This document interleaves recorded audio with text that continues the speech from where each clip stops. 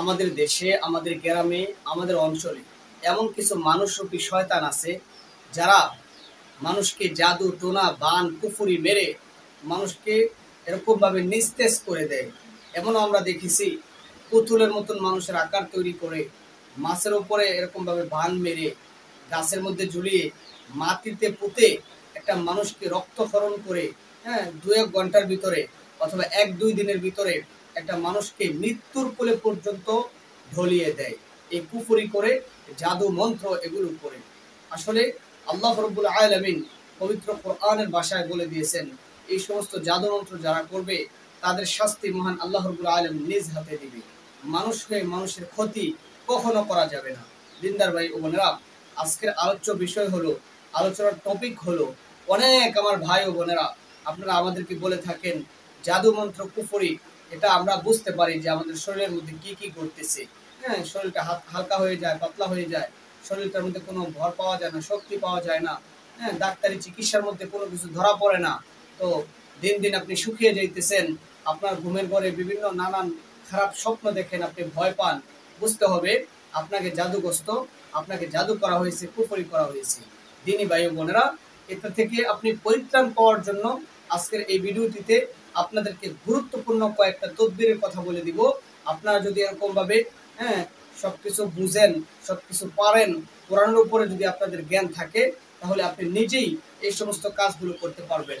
যদি কোনো কিছু বুঝতে সমস্যা হয়, তবে আমাদের কমেন্ট বক্সে এসে ইনশাল্লাহ কমেন্ট করবেন, আপনাদেরকে সহিভাবে বুঝিয়ে দেওয়ার এবং শিখিয়ে দেওয়ার চেষ্টা করবো ইনশাআল্লাহ তাআলা।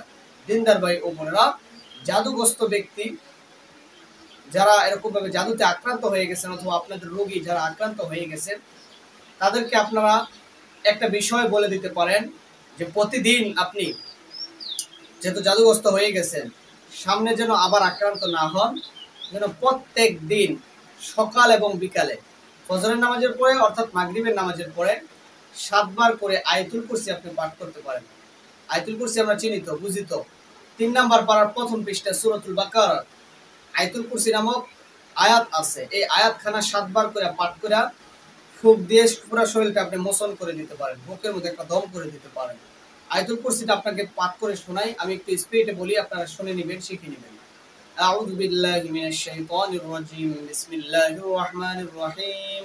আল্লাহু লা ইলাহা ইল্লা হুয়াল হাইয়ুল কাইয়্যুম লা তাখুযুহু সিনাতুন ওয়া লা নাওম লাহু মা ফিস সামাওয়াতি ওয়া মা ফিল আরদ من ذا الذي يشفع عنده إلا بإذنه يعلم ما بين أيديهم وما خلفهم ولا يحيطون بشيء من علمه إلا بما شاء وسع كرسيه السماوات والأرض ولا يؤوده حفظهما وهو العلي العظيم صدق الله العظيم।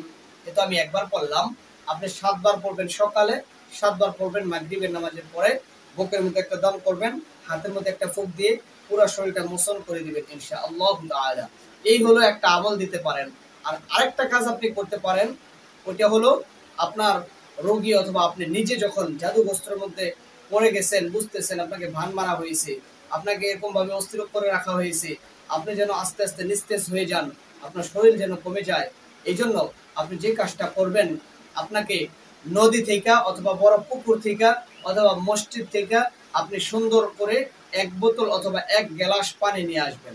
1 বোতল অথবা 1 গ্লাস পানি নিয়ে আসবেন।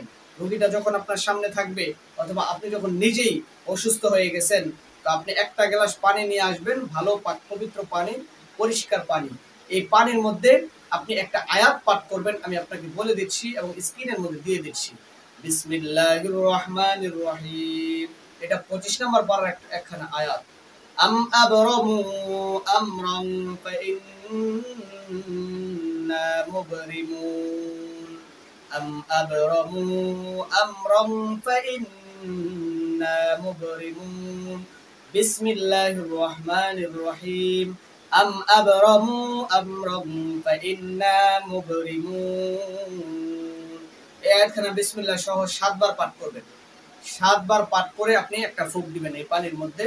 সাথে সাথে যদি আপনি রোগী হয়ে থাকেন, আপনি এই পানিটা খেয়ে ফেলবেন, অথবা আপনার যদি সামনে রোগী থাকে তাকে এই পানিটা আপনি খাওয়াই দিবেন, সাথে সাথে পানিটা খেয়ে ফেলবে।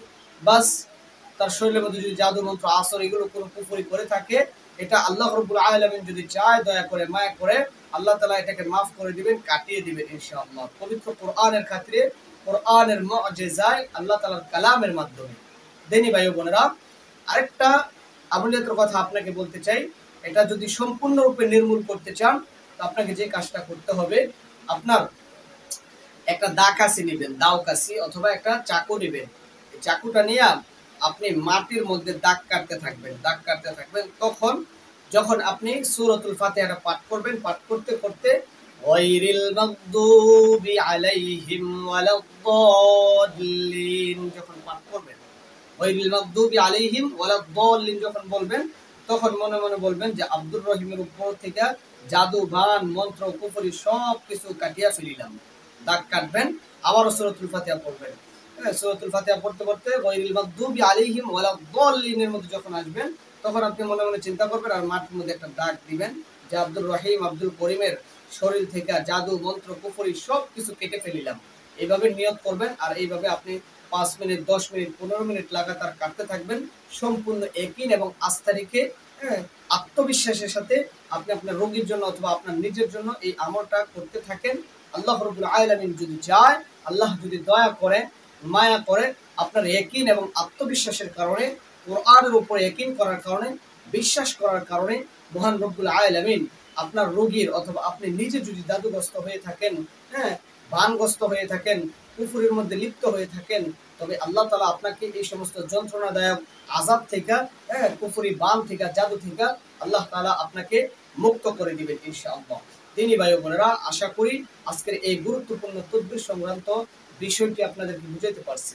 যদি ভালো লাগে আমাদের চ্যানেলের সাথেই থাকবেন। নিত্য প্রয়োজনীয় কোরআন সুন্নাহ ভিত্তিক বশীকরণ, তদবির, আমল, এই সমস্ত বিষয়গুলো জানার জন্য আমাদের চ্যানেলটা ফলো করতে পারেন। হ্যাঁ, দিনী ভাই ও বোনেরা, এই ভিডিওটি শেয়ার করে দিয়ে সকলকে উপকৃত হওয়ার জন্য সাহায্য সহযোগিতা করবেন। আল্লাহ আমাদেরকে বুঝার, আমল করার তৌফিক দান করেন। আমিন।